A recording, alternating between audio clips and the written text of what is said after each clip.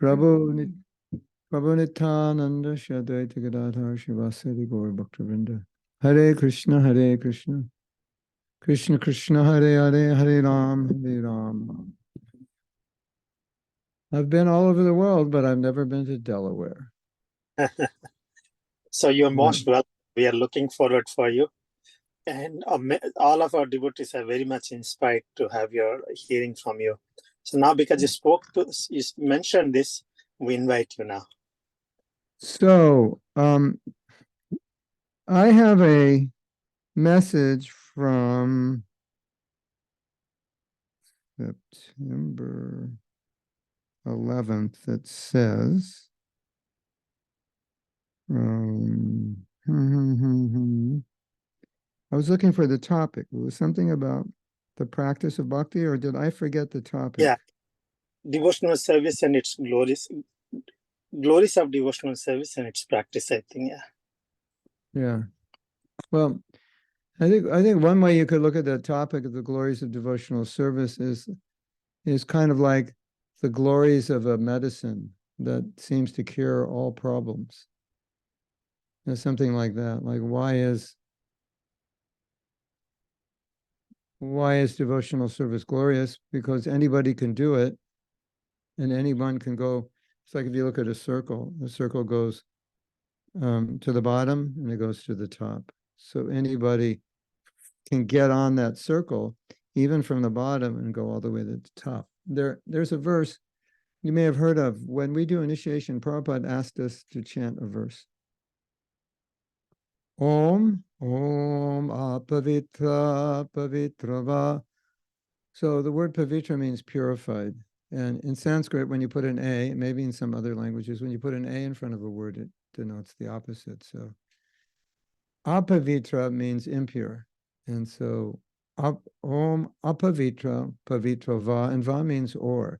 So it means whether you're pure or impure. In other words, however you start bhakti. Some people start bhakti in a more pure state from a past life, or they learn bhakti as a child. They may never have eaten meat, taken alcohol, had illicit sex, taken any kind of drugs, lived a very pure life. And some people live the opposite life. So whether you've lived a pure life or an impure life, Om Apavitra Pavitra, Sarva Vastam Kutopipa. Sarva means all, Vashtam means situations. So it's kind of adding, it's like saying, okay, you might be pure, impure, or no matter where you've been, where you've come from, what you've done. Sarva Vastam Kutopi. Does it work for wherever, sometimes devotees say, before I was a devotee, I did this, I did that, and now I feel like maybe I'm disqualified, or maybe it's stained my soul to such a degree that it's going to be difficult for me, or I will never reach the goal. So this verse says, you're pure, you're impure, or wherever you've come from, in other words, whatever you've done, that's not Krishna consciousness, no matter how bad it is.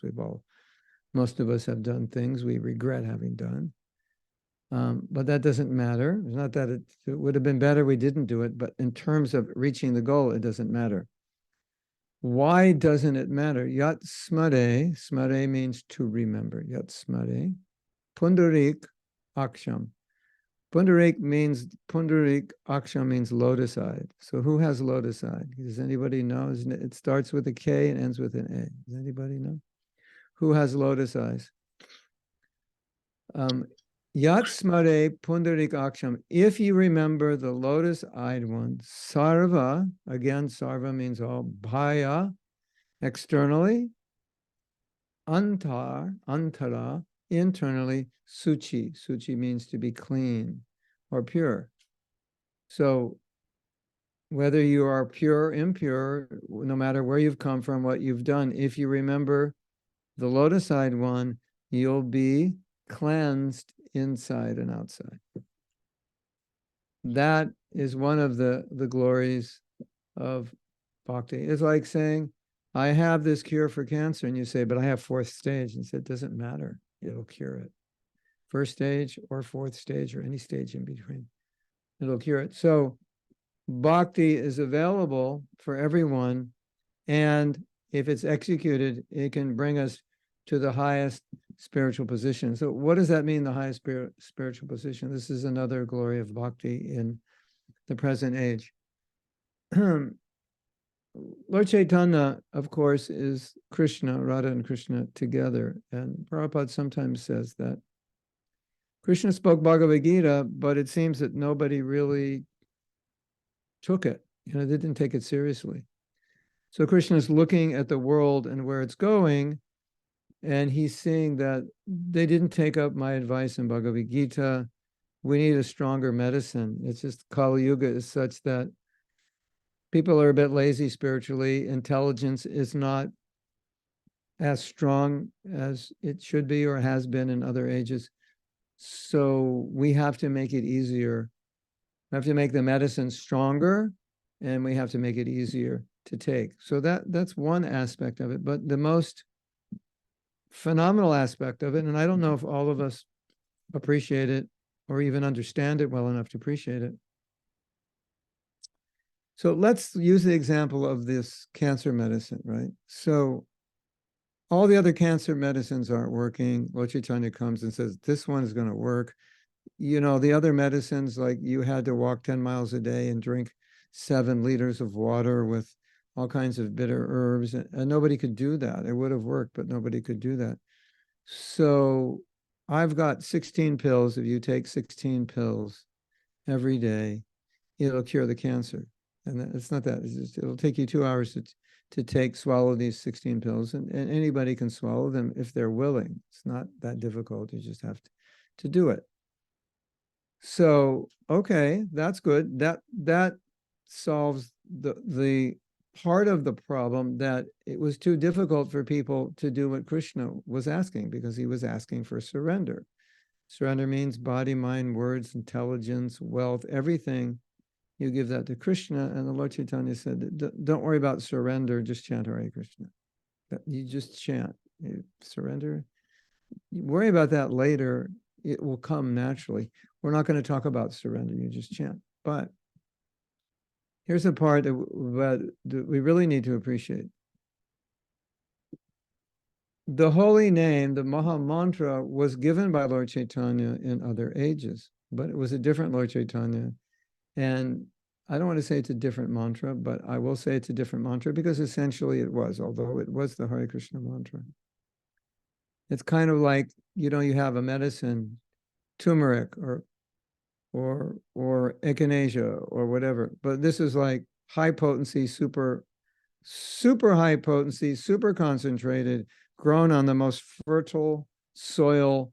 It was actually grown on the moon. This is like, it's not like any echinacea you ever have taken. So when you take this, not only does it cure you, but if you're 80 years old, you will feel and act like you're 25. It doesn't only cure the cancer, but it's like it cures everything, and you become a superhuman being. Every ache and pain you ever had, it's gone. You have energy like you're 20 years old, etc. Most cures will make you feel better, but not doing that. So why do I equate it to that? Because Mahaprabhu has endowed this Maha Mantra with the power to give us or awaken love that follows in the footsteps of the residents of Vrindavan, which means the kind of love they have, maybe not to the degree, but the kind of love they have, which is called spontaneous devotional service, which is much higher than reverential devotional service. This Maha Mantra will awaken that love in you. And that was never given. When Mahaprabhu comes in other ages, he teaches regulated devotional service. He teaches devotional service in awe and reverence. It's the worship of Lakshmi Narayan. It's not, there's no direction towards Vrindavan. There's no following of the gopis, understanding their love, trying to imitate it. There's no 6 Goswamis describing what that kind of love is, revealing different intimate practices and meditations. None of that. That's pretty amazing, don't you think?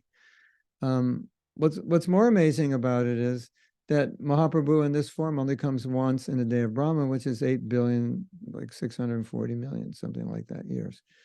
So it's amazing. Now we've got 3 reasons it's amazing, right? Because it's rare. And the 4th reason may be the most amazing, that we're the most unqualified to get it. And like, because you would think if you're going to give something valuable, why don't you give it to people, number one, who deserve it, who've earned it and can utilize it? Just like a father, you know, a wealthy father doesn't give his 16-year-old son $1 million and just go, yeah, do something with it. That doesn't make sense.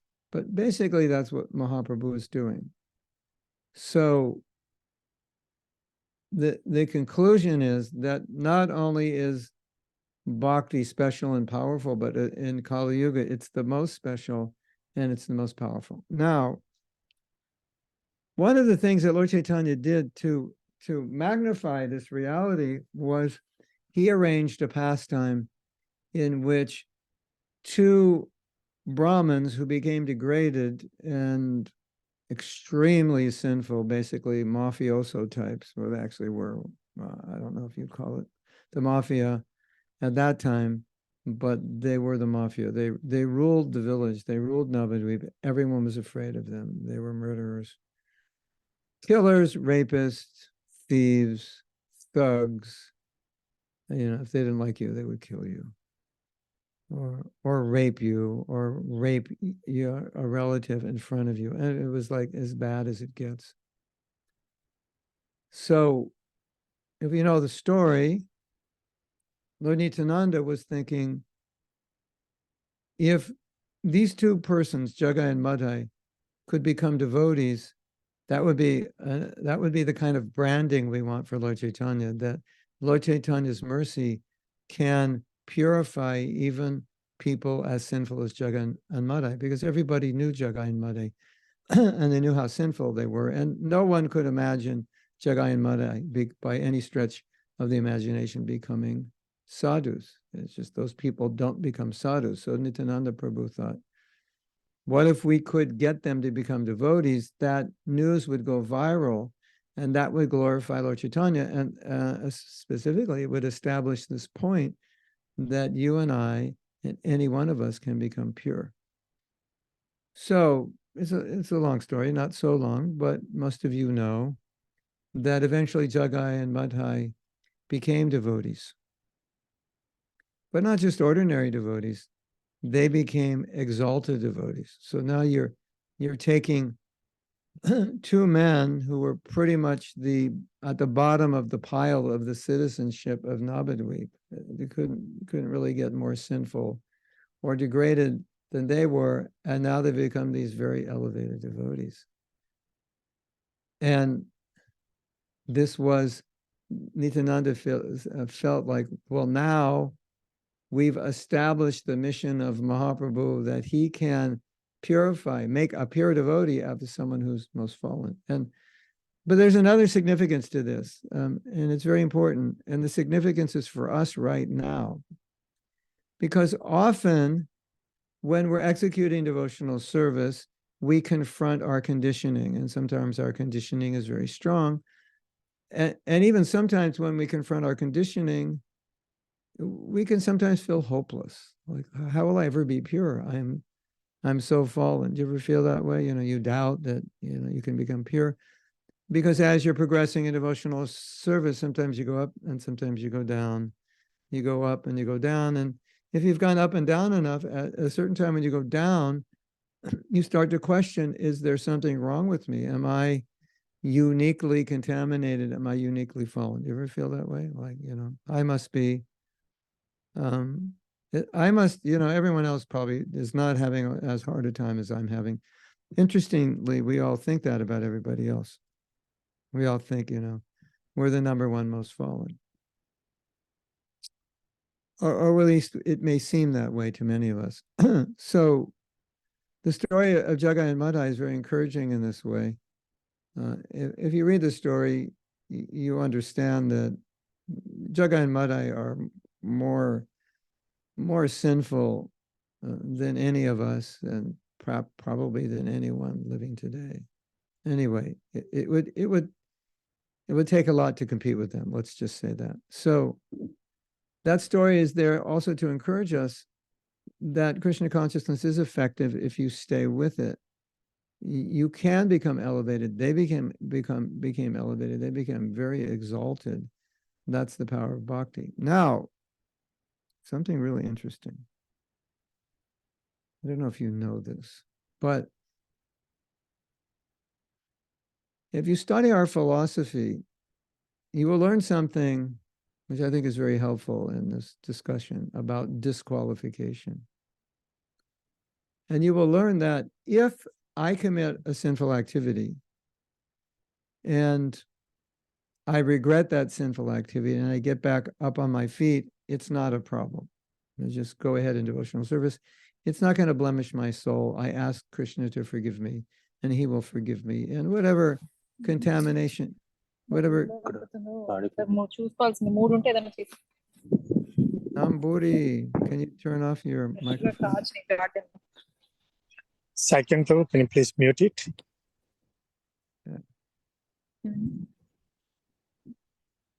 Yeah. Okay.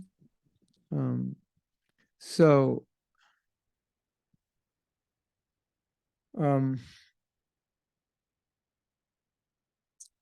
I lost my train of thought. So I'll try to go back and get there again. Jagai and Madhai,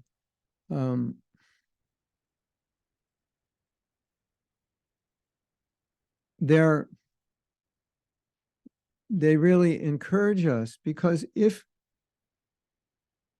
we ever feel that maybe I cannot become purified, or I'm uniquely fallen, or I've done so many sinful things, all we have to do is reflect on Jagai and Madhai. Oh yeah, I remember what I was saying. The power of the holy name. So let's say, for example, like we were saying, you fell down, you did something sinful. We regretted, we asked Krishna to forgive us. We chant the holy name, that's gone. It doesn't stay in our soul, it's finished. We're purified from that. But if I commit an offense to a devotee or to the holy name or to the Dham or something, that is much more contaminating. In a sense, easier to avoid, because, our human weaknesses may cause us to commit sin. You might say our human weaknesses may cause us to offend a devotee, but generally we just criticize. We don't really offend. Offense is really something much greater than just a criticism. But my point is, if we offend a devotee or the deity or the holy Dham, I mean, it's like basically you're blaspheming a devotee. This devotee is, you make up a story about him, you post it on the internet, it's all lies, that's an offense. So it's not even, we don't even suffer so much if we do that, if we don't say anything, we just think about it. We sometimes do that. But my point is, when we commit offense, that, so to speak, stains the soul. But our human natural fallenness or our proclivity towards material activity, it's not really staining the soul at all, because that is very easily purified. Our lust, anger, greed, envy, all that, it's very easily purified by the practice of bhakti. So usually that's what most of us are dealing with, not big offenses, but sinful tendencies, sinful proclivities. But those aren't the things that are really going to stop us, because the process of bhakti eventually can help us overcome those. And they're not damaging spiritually, because the power of Krishna consciousness can wash it out. For example, one time a devotee had written Prabhupada, and I forget exactly, but it was something about his struggles in Krishna consciousness. And Prabhupada said, with one kick of my foot, I can kick out all the Maya in your life. So Prabhupada was saying, the power of bhakti is such. You could say, Prabhupada saying, with one instruction, you follow one instruction of mine, I can remove all the contamination in your consciousness. One kick, because sometimes it is said taking shelter of the feet means taking shelter of the instruction. So Prabhupada went on in that letter to say, yeah, if you follow my instructions, then I can guide you. So Prabhupada didn't think that becoming Krishna conscious was a big challenge. I mean, we may think it, but it's good to see it from his perspective, because Prabhupada, he's looking at it and saying that the process is so powerful, the holy name is so powerful, the Srimad Bhagavatam is so powerful, everything in the process is so powerful. And if you actually do it slowly and gradually, you can become a lover of Krishna. It doesn't matter what you've done in the past. Now, some of you are thinking, hey, that sounds good, but I don't feel like that's happening for me. Am I reading anyone's mind here? Yeah. One of the problems that I have seen that we all face is that often we think it's going to happen faster than it should happen. And you know, in life, if you expect something to happen in an hour and it takes 3 hours, it's frustrating, right? Until your friend says, no, it actually takes 3 hours. And you say, I thought it only took 1. And you said, no, it never takes 1, it takes 3. So once you understand it takes 3, then you calm down. Have you ever had an experience like that? You just thought it was, you know, like you get on a flight and you think it's 2 hours and you find out it's 5. So why is it taking so long? Well, maybe you read the 2, maybe you were like upside down when you read the 5 hours or something. You thought it was 2. So I think this is important for us, that we need to get our timelines straighter, that it takes longer. It's going to take longer generally than we think it is. And that's not a problem. And I want to tell you a couple of stories that I've heard that are very, very encouraging about the timeline. Because usually how it works in the timeline is it's like that bamboo. You know, how long does it take for a bamboo to grow? Is it like 9 years or 6 years or something? And then it grows, like it doesn't grow for 6 years or 9 years. And then in 1 year, it grows like 50 feet. Does anybody know the exact time frame? It's something like that. Like it's like you know the story. You're breaking a stone in half, and you have to hit it 101 times, and the 101th time it breaks. You know, it's something like that. Knock, knock, knock, knock. Nothing's happening. Nothing's happening. Nothing's happening. I have a crown that cracked. I was at the dentist today, and I said, "Is it eating nuts that cracks it?" And he goes, "No, it was the nut that cracked it, but that's not the reason. It was all the eating before that." And finally it cracked. So I've seen this in the life of many devotees, that their whole life is growing about as spiritual life seems to be growing about as fast as a bamboo, which you can't even really see it. I think it's still underground. And when they find out they're going to leave their body, it's like they shoot 50 feet, like almost instantaneously. And we have many stories like this. And we even have stories of Prabhupada coming to devotees at the time of death, like Prabhupada saying, I'm going to come and take you. So there is that degree of mercy and kindness making up, you know, there is obviously a big gap between love of Krishna and where we are now. But in multiple stories of devotees leaving their body and the devotees describing what's going on within their hearts and within their consciousness, we have learned that for many, many devotees, tremendous things happened, and they happened very quickly in those last weeks and months of their life, especially like the last week in there. Some have said they saw Prabhupada. Some have said the gopis are now preparing me. They're coming to take me away. Devotees have shared tremendous realizations. You could see that the devotee is completely detached, Krishna conscious, and so forth.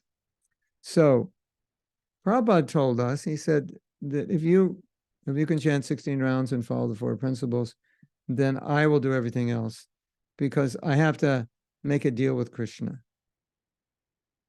And so here's the deal. If you will chant 16 and try to chant 16 good rounds and you follow the 4 principles, from that, so much Krishna consciousness will come to you that when you die, I can tell Krishna, They chanted 16 rounds. They followed the principles. They were sincere. They tried their best. And Krishna will have to say yes. Wow, that's amazing, isn't it? You remember the story of Lord Nrsingadev? And there are other stories like this. That Lord Brahma promised Lord Nrsingadev, excuse me, he promised Hiranyakashipu that he wouldn't die in like 6 different situations. But it was necessary to protect Prahlad Maharaj that Lord Nrsingadev come and kill Hiranyakashipu, although it wasn't his mission to kill Hiranyakashipu, it was his mission to protect Prahlad. But killing Prahlad was the way he was going to protect. Killing Nrsingadev was the way. So killing Hiranyakashipu was the way. It's been a long day. You fly in airplanes, it throws your chakras out. My chakras are like all over the universe right now. So killing Hiranyakashipu was just the way he had to protect Prahlad Maharaj, right? So he came and did that, but you know, it was like a jigsaw puzzle because he had to fulfill these different benedictions that Brahma gave to Hiranyakashipu. You wouldn't be killed in the day or the night, not by a human or an animal. You wouldn't be killed inside or outside. You wouldn't be killed by a weapon. So Krishna had to figure out, how am we going to kill him and respect those benedictions? You know the story, right? So Krishna is Krishna, so he could figure out how to do it. So he's not a man or an animal. He's half of each. It wasn't inside or outside. It was in the doorway. It wasn't day or night. It was at twilight. It wasn't with a weapon. It was his fingers, you know, like so. So after that, he told Lord Brahma, he said, you know, next time don't do this because that was like a tough one on me. You know, it would have just been easier if I could just kill him with my Sudarshan chakra. You know, it would have been more efficient and quicker. And so what we find in Srimad Bhagavatam is that when a devotee makes a promise, Krishna fulfills that promise. So if a pure devotee says this, he can't refuse. Krishna has to say, okay, I will do that. So sometimes we wonder, how could it be that if you chant 16 rounds and follow 4 principles, you could go back to Godhead, even though maybe this is your first life in bhakti? And of course, it's 16 rounds where you're not asleep. You're obviously trying to chant well. And the reason is, as I understand it, the reason is Prabhupada cut a deal with Krishna. So Prabhupada went to Krishna and said, look, these people are pretty fallen. And, you know, this is Lord Chaitanya's movement, and he's meant to be merciful. And, you know, we're not preaching in Vrindavan or Mayapur. We're preaching in America. This is the most materialistic country in the world. So if they chant 16 rounds, follow 4 principles, I'm asking you to let them in the back door in the spiritual world. And Krishna says, well, normally we wouldn't do that, but for you, my dear pure devotee, what can I say? I can't refuse. That's what you want, so let it be. And how do I say that? Because Prabhupada was questioned about this many times. He said, is it actually true? How is it true? Doesn't seem true. It seems like it would take more than one life, and so on. And every time Prabhupada said, no, I promise you that you'll go back to Godhead. Okay, so it has to mean that that deal was cut. And if you just do it, he has to say yes. When you go back to Godhead, just say, I'm with Bhaktivedanta Swami. Here's my little validation, 16 rounds. Look up in the book, I did 16 rounds, 4 principles. And they'll say, okay, doors, come on in. And now you're in the spiritual world and you have prema and everything is good. And you live happily ever after. So Prabhupada came to get us to go back to Godhead. And so there has to be a process, right? And so do you think Prabhupada would have come to America to spread Krishna consciousness if he thought we couldn't go back to Godhead? Because that was the main thing he was trying to do. Get us out of the material world, free from the cycle of birth and death, give us Krishna. And if Prabhupada thought, no, we don't have a process that can do that, only, you know, the process is not strong enough, the medicine's not powerful enough for Westerners, he would have stayed in India where people are raised this way. But the fact that he didn't is proof that he had faith in the holy name. And that's not the only proof that he had faith, but he said it. So the other day I was giving class and I said, do you think Prabhupada would have come to New York if he didn't have the holy name? He just had the Srimad Bhagavatam, but no holy name? No, he wouldn't, because it wouldn't have worked. It would have been impossible. But because he had the holy name, he said, oh, we have the holy name. The holy name can purify anyone. Prabhupada had that faith. So we should also have that faith, even if you feel like, you're uniquely troubled, sinful, fallen, psychotic, neurotic, whatever you feel you are, handicapped in some way. Prabhupada is guaranteeing, no. See, it's not about us. The holy name is what's purifying us. You think, well, I could never be purified. Okay, let's go with that. I can never be purified. All right. Agreed. But the holy name can purify us. Maybe on my own, I couldn't be purified, but the holy name can purify us. So if we have faith and we chant properly, we will experience that. You'll experience that purification and your faith will increase and say, oh, this actually works. So I don't want to minimize the other practices of bhakti, such as sangha, which is essential, and hearing the Bhagavatam, worshiping the deity and so forth. But of all the practices of bhakti, chanting is the foremost and most important. And those other activities help support us so our chanting can be more pure. Now, one could say, well, I wouldn't even chant if I didn't have association. And I think that's true for most of us, maybe for all of us, right? How would we have the strength to chant if we couldn't get the association of other devotees? But that doesn't minimize the efficacy of the holy name. It just means that you could say Sangha is essential, foundational. But it's foundational so that we can have the inspiration and the strength to chant the holy name, which will purify us. So that's the glories of the holy name in Kali Yuga is the holy name. That's the specialness. And as I said again, just to emphasize that Lord Chaitanya, you could say, sprinkled this holy name with some special ingredients that can give love, the kind of love that was never given before, or rarely given, or given, hasn't been given in 8 billion years. So I think it's really important to appreciate that for sure. And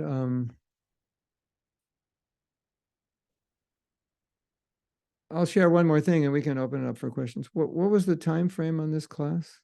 An hour or hour and a half or whatever, until you get bored or what? We never get bored. The full time allotted with the questions is an hour. So okay, that's good. So we're on schedule. Yeah, thank you. So in the Nectar of Devotion, perhaps it's in other places, there is a list of 64 different items of devotional service. Of all the items of devotional service, of everything you could do, Rupa Goswami lists 5 things that are especially powerful. And our morning program consists of those 5 things, which is deity worship. And deity worship, even if you're not on the altar, but you're watching the arti, that's deity worship. And living in a holy place, well, that's the holy place. We go to the temple, that's the holy place. And then the Bhagavatam, the Sangha, and the chanting of the holy name, those are the other 3. Of course, we do all of those in the morning. So Prabhupada took the 5 most important items of devotional service, and then he created a morning program in all our temples where you do all those 5. And if you do all those 5, you realize these are very powerful practices. Have you ever been down in the dumps and you just got the Sangha of a devotee and it just completely transformed you in like 2 or 3 minutes, just by the purity of their own heart influencing you? I think we've all experienced that. or you've read something in the Bhagavatam, or you heard a class, and it just kind of recalibrated you in a very powerful way. Or you go to the temple and it's just like, oh, it's just what I needed to do. What to speak of go to Vrindavan or Mayapur. By the way, you're all invited to Govardhan, on the banks of Govardhan, not Govardhan Eco Village, but Govardhan itself. There's a retreat center there called the Govardhan Retreat Center. The last week of February, we're doing a retreat. The details should be on my website or Facebook page. You're all invited. We used to do our retreats in Mayapur. Now, last year we did it in Govardhan, and we decided we would continue because we were all living together in one place. And from 5 a.m. till 9 o'clock in the evening, we were all together with 50, 100, 150. I don't know how many devotees are coming. Last year we had 80. We do introspective workshops all morning for like 4 or 5 hours. And then in the afternoon, we have amazing prasad. In the afternoon, we go on parikrama. Evening, we do kirtan. So that'll give you a real taste of that principle of being in the Holy Dham. It's extremely transforming. I'd love to see you there. And yeah, think about it. It's powerful. So anyone who's been to India, to Mayapur, to Vrindavan, has experienced the transformative power of the Holy Dham. So these are all extremely powerful processes that, as we said in the beginning, can affect anyone, you, me, or anyone. It doesn't matter.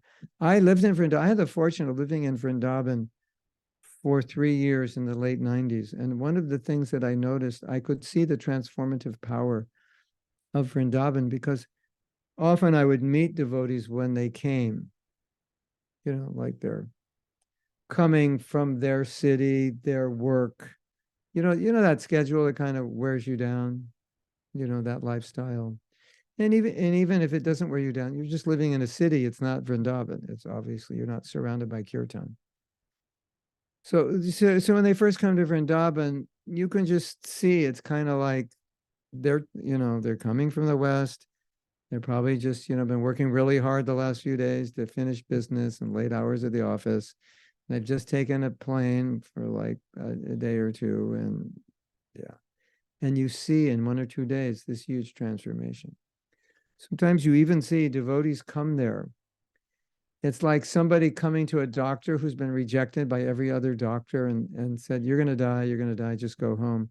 And you don't want to give up. And you hear about some clinic and, and somewhere in Latin America with a shaman, and you go there and you walk in, it's like, you're ready to die.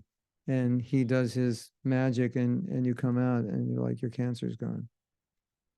So it's something like that. I've seen it time and time again, people coming that they look like this was like their last hope. I'm spiritually dead, on my last leg. And I literally within 1 or 2 days, they're like ecstatic. As ecstatic and inspired as they have ever been in their life. So I think that's so important, because it shows that the power of the process is such that even our own ignorance and our own contamination is not strong enough that it could prevent the process from working if we are willing to work the process. So that's very encouraging, don't you think? Like you come in, Kavita comes in, he said, every doctor has given up on me. And you come to his clinic, he says, no problem, we can cure you. You're like, really? Nobody could cure me. They want to cut out every organ in my body. They said, that's the only hope. No, we can cure you. So it's something like that. Wow. What do you have? So we have a protocol. It's very powerful. We've cured many people. So it's like, we've cured many Jagais and Madhais. You're not special. We can cure you also. So please try to remember, it's the power of bhakti that cures you. And your contamination, your fallenness or resistance to purification or whatever you've done is not a disqualification, because it's not you that's doing it. It's all you're doing is taking the medicine, and the medicine's doing it. It's very important to remember that. Right? Because I'm doing it and I could never purify myself. That's fine. But it's not you doing the purification. You're doing the process to take the medicine, and the medicine's doing it. That's the beauty of bhakti. Okay, we have 16 minutes and 23 seconds left for questions, comments, discussions, objections, and controversial topics, which always keeps us alert and entertained. Yes, Hare Krishna.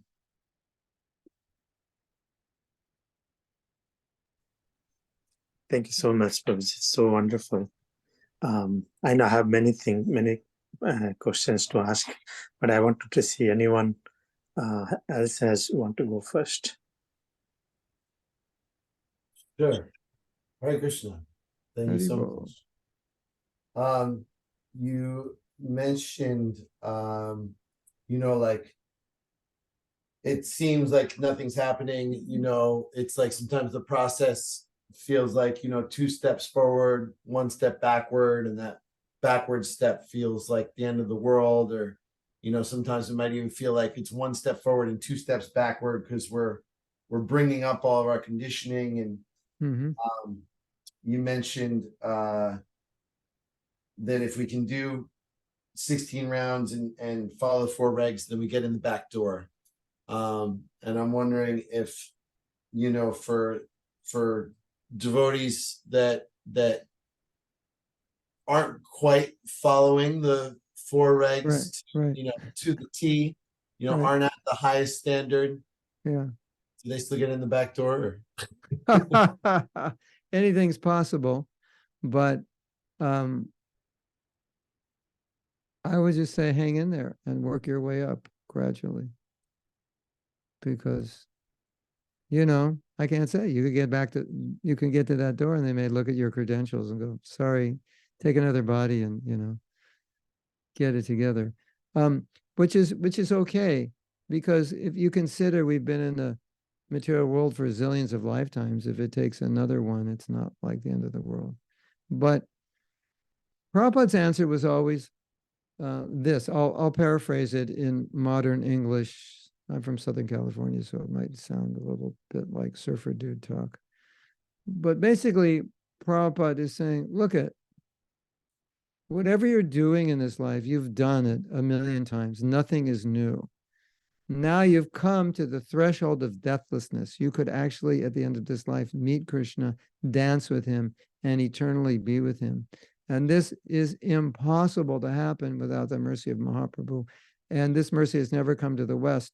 If you add it all up, you are in an extremely unique situation. It is like so precious that you should fully take advantage of it, and it's not even that difficult. So what Prabhupada was trying to do, obviously, was help us see the rarity of everything. But also we could say, remove any excuses we would have that this is difficult and so forth. And then sometimes, I don't think Prabhupada was entirely serious, but to reason with us, he said, look, you've never given your life to Krishna before. So just try it out in this one life and see what happens. If it doesn't work, you have so many more lives, you can come back and do whatever you want. Of course, Prabhupada knows if we do it, we'll like it, and we won't come back. Another thing that I was just in New Vrindavan, I was talking about this, a principle that I think is very important. Things are never easier to do tomorrow than they are today. So that's something to meditate on. It's like if I want to do something and I procrastinate on doing it, it makes it harder the next day. So sometimes we may feel like, no, this is hard, I can't do it. But that also makes it harder to do it tomorrow, next week, next year, and so forth. So that's something to consider. And what I try to help devotees do, especially through my self-care course, is teach devotees how to get an alignment between what's in your heart and manifesting that in your life. So I think in everyone's heart, we want to love Krishna. We want to go back to Krishna. But doing what we have to do to get there may be challenging, and maybe we're not ready for it.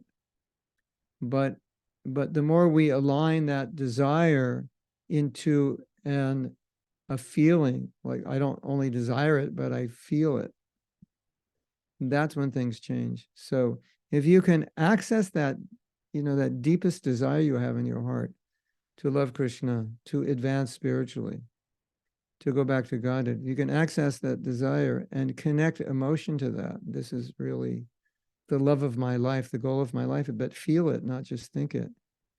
That could push you over the hump where you're having difficulty coming to that standard. Like if someone asked me, and they often do, well, you've been a devotee 53 years, you started when you were 19. It's like, how did you do that? And if I have to reflect on it, the answer I generally give is the goal is too valuable to give up on it. And the goal is so valuable that I could tolerate the difficulties externally and internally, because I've been given something so rare. I always tell myself, how could you let this go? You'd hate yourself forever if you did. This is too valuable. And also, I think it's important for us to look at what people are doing in this world and think in this way, that what they're doing, even though materially it may be good, everybody's doing it, and everyone has done it, and everyone's going to do it as long as the material world exists. There's nothing special about it. There's nothing great about it. There's nothing unique about it. There's nothing noble about it. It's really helpful to think like that and say, like, well, I'm having difficulty advancing. Well, what's your weakness? And so I have a weakness for television or something. But, you say, well, is television more important than Krishna? It's obviously not. And everyone watches television. It's not like, but you have something better to go for. So sometimes we have to, stand back, analyze, be objective with ourselves, connect with our deepest desire, and see how we could not only connect with that desire, but feel it more deeply. Because if you feel it deeply, then it's very easy. And so that's what Prabhupada is trying to do through his books, is to get us to understand the value, but also feel it, so that we want it more than we want anything else. And when really, logically, we should want it more than anything, because it is better than anything. I mean, just imagine right now, right? I'm the genie, and I say, Nimai, I can give you anything you want in this world, or I could give you prema. You say, however you're living now, that's not going to change. Your car is not going to change. Your house is not going to change. Your job, nothing's going to change. But you can get prema, or I cannot give you prema, and I could change your material life. What would you take? You can't take both. You can't try to outsmart the genie. You have to take one or the other. Now, any devotee would say, oh yeah, prema is way more valuable than anything in the material world. And even whatever the genie could give me in this world, it's not even a fraction of what the demigods are enjoying. So, we think, wow, I'd have mansions all over the world. It's nothing. Demigods can fly to other planets and on swans and mystic powers, and they can create, airplanes that are like mansions in the sky. It's like nothing. So, and what are we all looking for? We're all looking for love, aren't we? The heart is looking for love, isn't it? And that's really what we want, not money, not fame, right? I mean, isn't every single person dying to find a partner so they can have love? Pretty much, yeah, right? And do you think you can find love in fame, in buying a mansion, in driving a Maserati? No, none of those can give you love. Love does not exist in them. So if you could get love, prema, wow, what could be better than that? So that's how Prabhupada wants us to think. And if we read his books, we start thinking more and more like that. And so then when the desire gets stronger, it becomes easier to chant more rounds, follow more principles, and like that. I don't want to say it's easy. I'll never say it's easy, but I would say when our intention hits a certain frequency, it does become easy, as does anything when you're motivated enough, isn't it? Like, Nimai, if you're super motivated to invent something that you think would be, a blessing to the world. You could work 80, 100 hours a week, right? You could do so much else. You could give up meals, give up sleep because you're so motivated. And so, we're going to get motivated about something, aren't we? And make sacrifices for it. Now, I want to make you all feel really bad. Do I have your permission? I'll make you feel bad, but it'll be good for you. Okay, are you ready to feel bad? Krishna right now is waiting for you. And Krishna is loving you unconditionally. And there's nothing you can do about it. You can try to talk your way out of it. No one would love me, this and that, but that doesn't matter. He loves you and he wants a relationship with you. He loves us. There's nothing we have to do to earn that love. He loves us. There's only one problem. We don't love him. And that's all he wants from us. And that's what he's waiting. That's what he's waiting for. And he's waiting for us to love him so we can go back to him. And that's what he wants. So, I might say, well, I find it difficult to do this, difficult to do that. Try to think that Krishna has unconditional love for you and he just wants you to reciprocate with that love. And that's what your life is for, reciprocating with that love. It makes it easier. Like, oh, it's a relationship. It's not an impersonal God sitting on a throne. It's a person. He's in my heart. He knows what I'm thinking. He loves me and he wants me to exchange love with him. He's waiting for that. And so my job is to receive his love and then give it back to him. That's all. That's all I have to do. And so when you put it in that context, it makes it easier. Doesn't it? Don't you think? It's personal. It's like, it's not just, well, I don't feel like it. Okay, you may not feel like it, but there's somebody who's really counting on you to love them, like they really want you to get out of here. You're their son, you're their daughter. So it's not just how I feel, or this is difficult, or I don't know.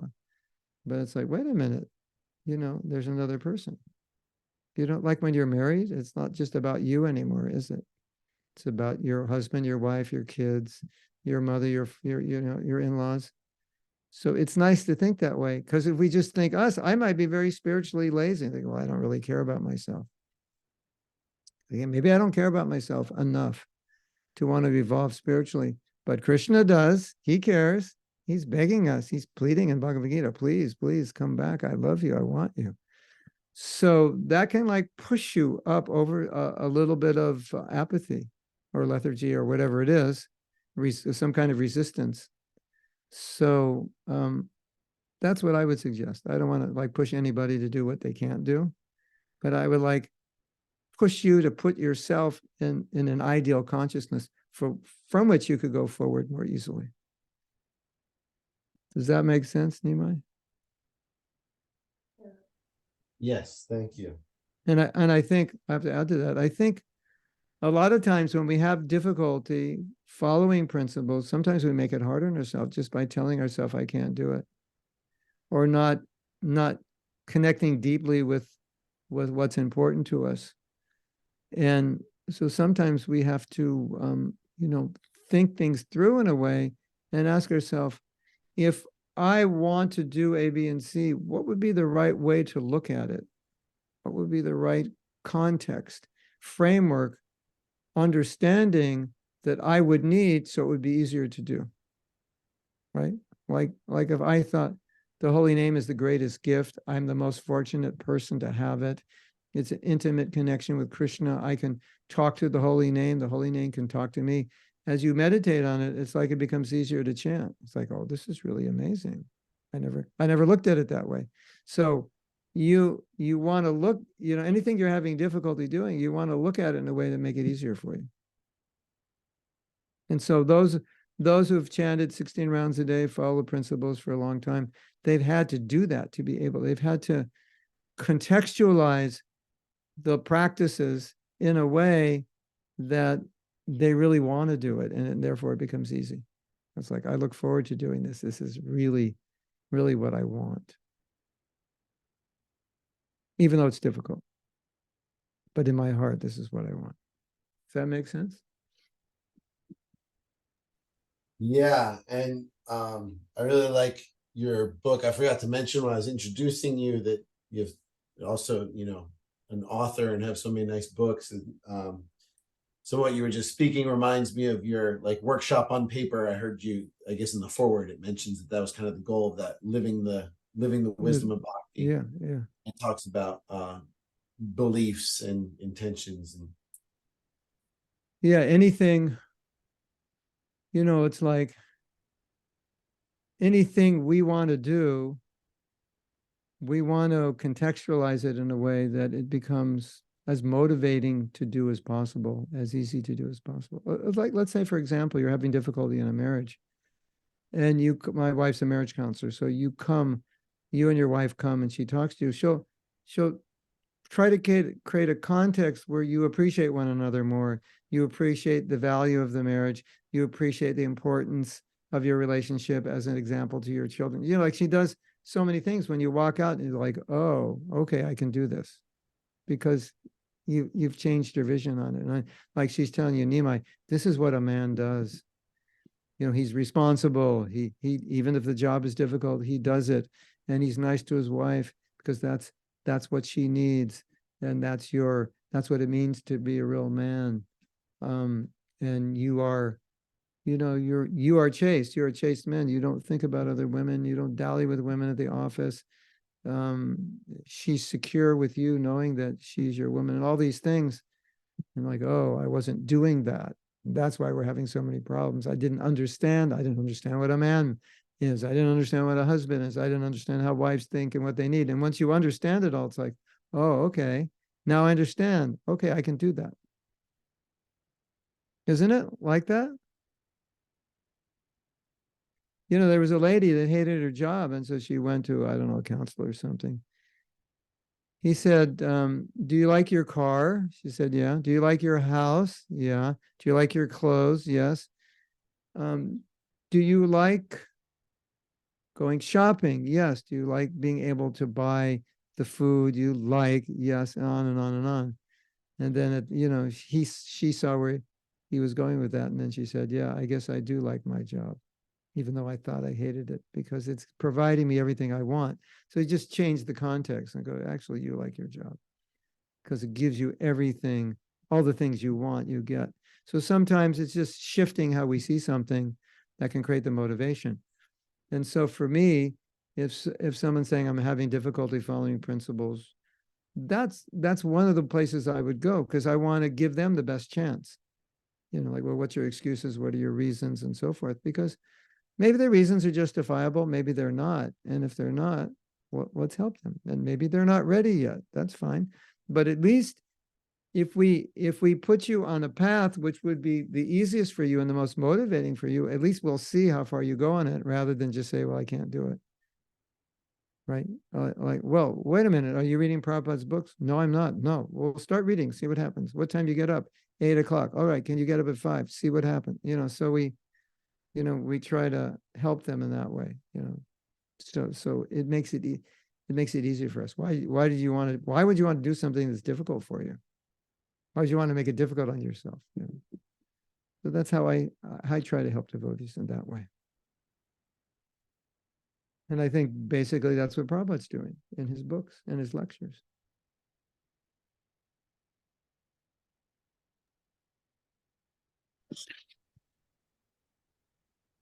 We have Living Wisdom Volume 2 is out now. It's available on Amazon if you want to get it.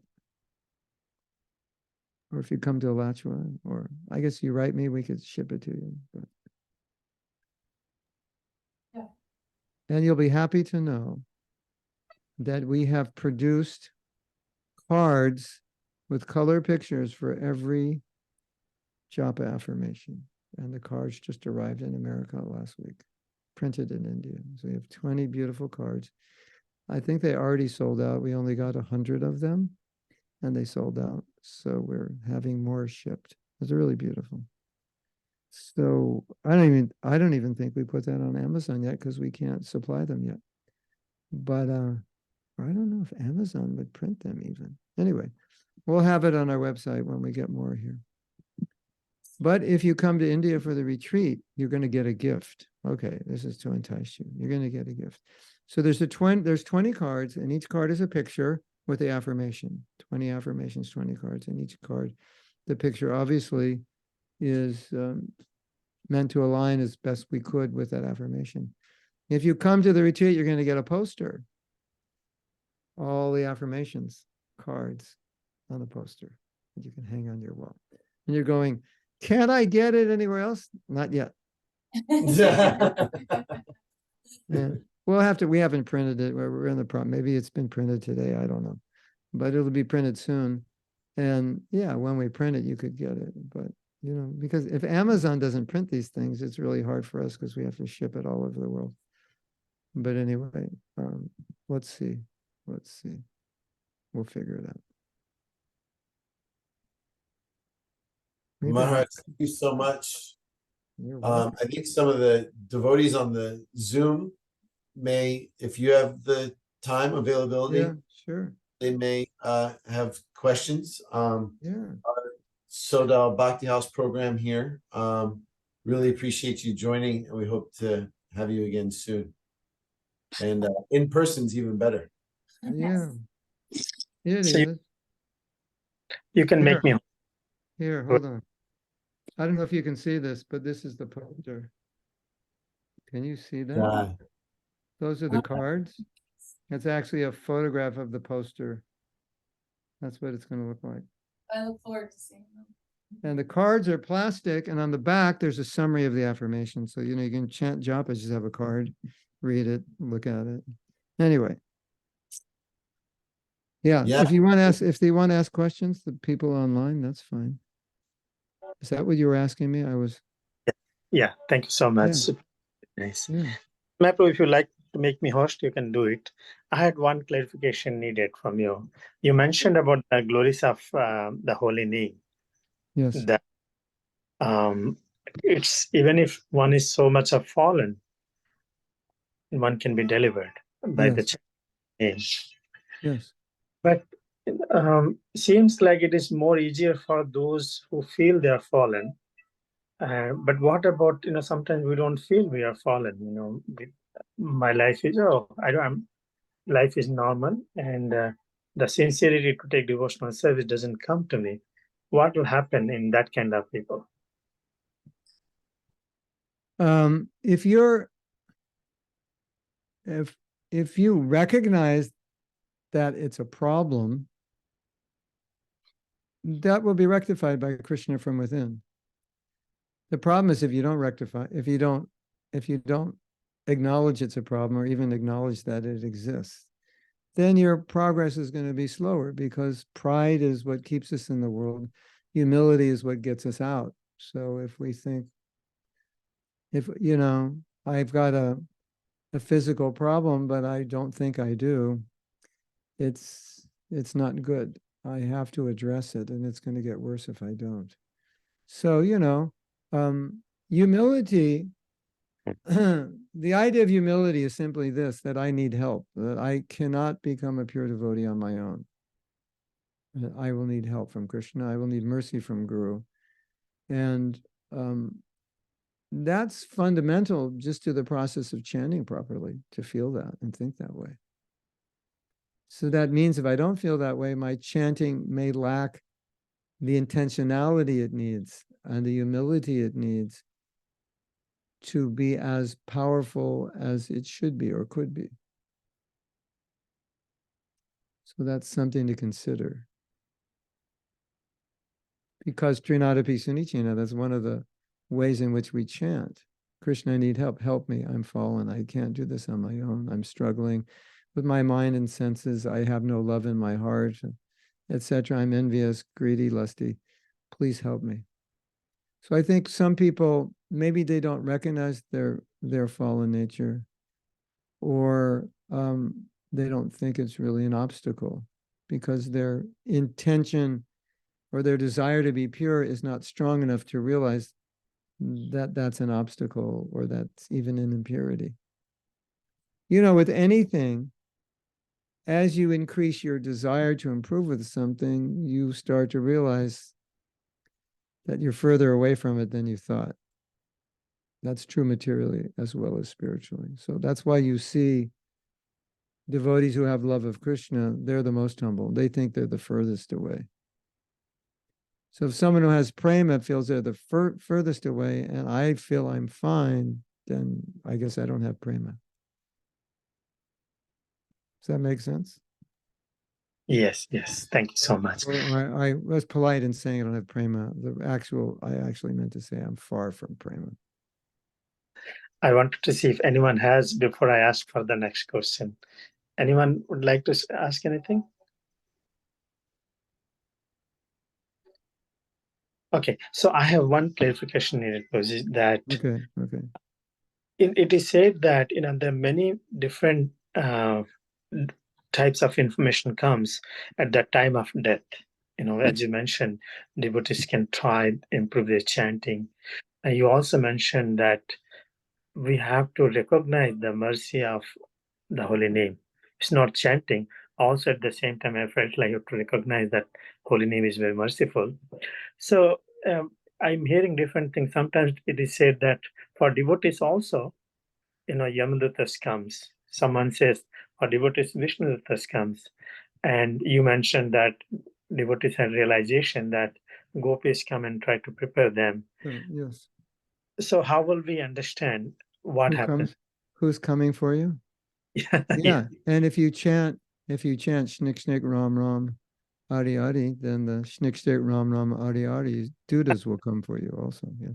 So not really, but that's a joke. But whatever your aspiration is, wherever your consciousness is, that's where you go. That's what Krishna says in the Gita, right? Worship the demigods, you go there. So all the forms of Krishna that he manifests, either as, a young boy or a friend or a lover, it's all in reciprocation with the desire of the devotee. So the form that Krishna takes is to reciprocate with the desire of the devotee. So whatever form we worship, whatever form we desire to achieve, that's what we'll be meditating on, and that's the Krishna we will achieve. For that, it will also depend on your relationship with Krishna. So if Krishna reveals that you're a gopi, the gopis will come for you. Maybe the cowherd boys will come for you, or maybe just Prabhupada will come. So and you might say, well, I don't know if I'm a gopi. I don't know. Someday, hopefully you will know. That's part of the process. But if you don't know, don't worry about it. Keep going. And we all have a relationship that will be revealed to us at some point. And that's the form of Krishna that we will meet. There's an interesting story. It's quite funny, actually. Hold on a second. I want to look at something.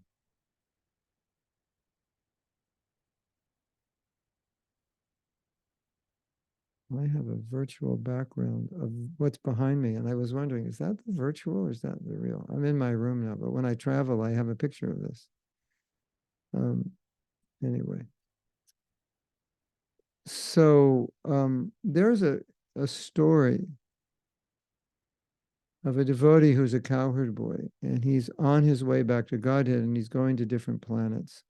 And I don't think he realizes yet that he's a cowherd boy, or maybe he does, but he doesn't know how to process it. So on his way back to Goloka Vrindavan, he stops in Vaikuntha. He stops in many planets because he's searching for the ultimate truth, and the ultimate truth is he's a cowherd boy.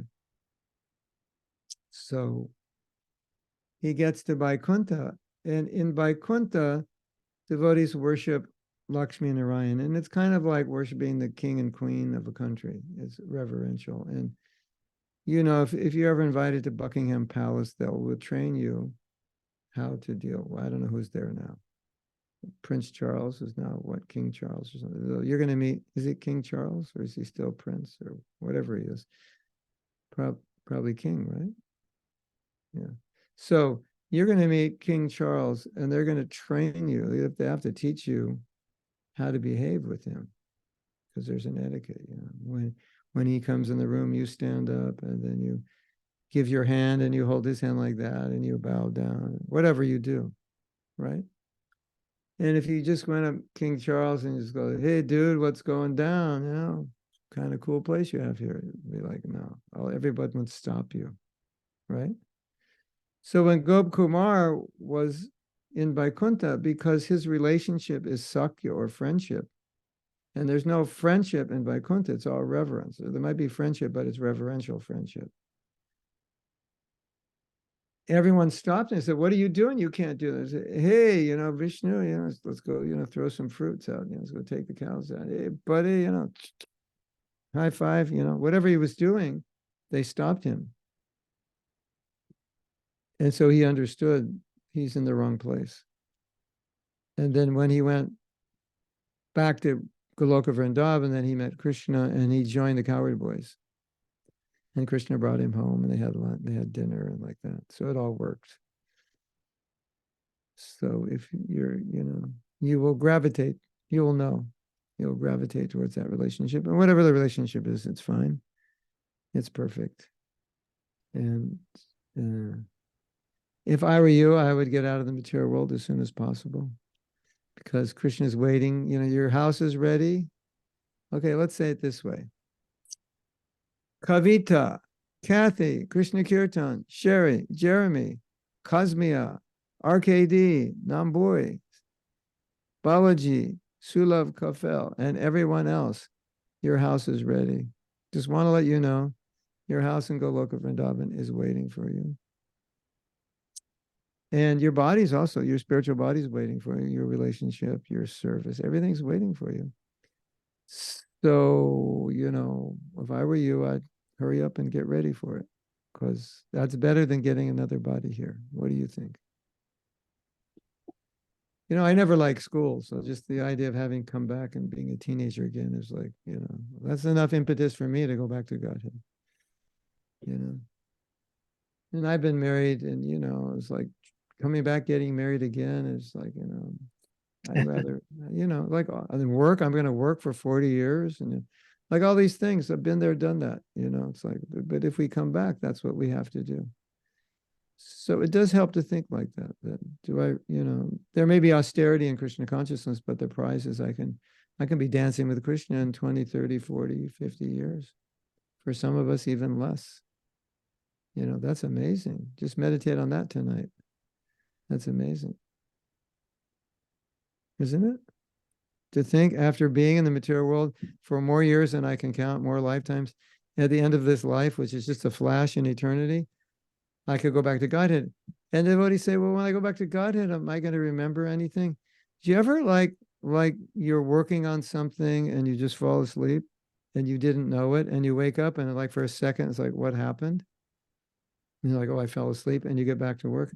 So going back to Godhead is like, you get there and it's like, for a nanosecond, it's like, oh, what happened? And then you just forget. And, you know, it's like, am I going to remember the material world and my family and my dog and my pet parakeet? And no, it's going to be like a dream, a flash. You're like, what happened? And then you'll just forget it. And there you are in the present. You know, the funny thing, you know, Buddhism, mindfulness, present, the only place there's present is in the spiritual world because there's no past and future. It's eternal. So it's always present. So you want to do mindfulness? You can only do it perfectly there. No future, no past. It's the eternal moment. It's always going on. That's kind of funny, isn't it? Don't you think?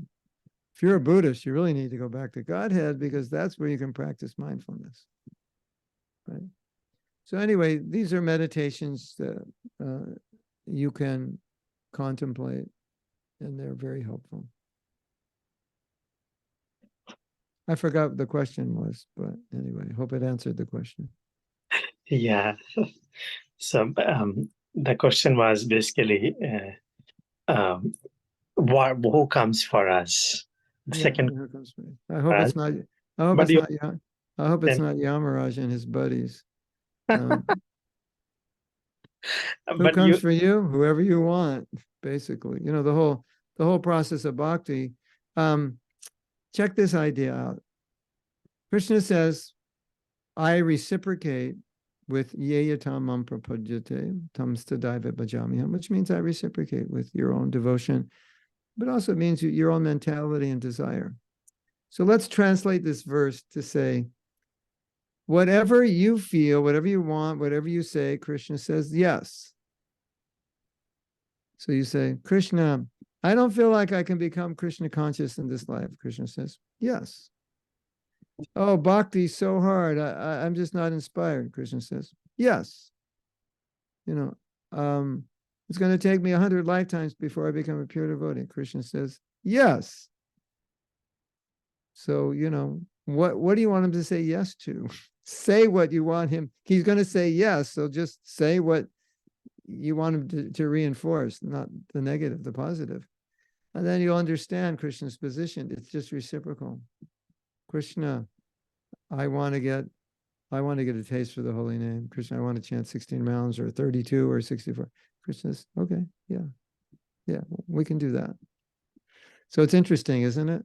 Like, what am I thinking, aspiring for? What's going on in my mind? And Krishna's saying, yeah. I'm so fallen, I could never be a good devotee.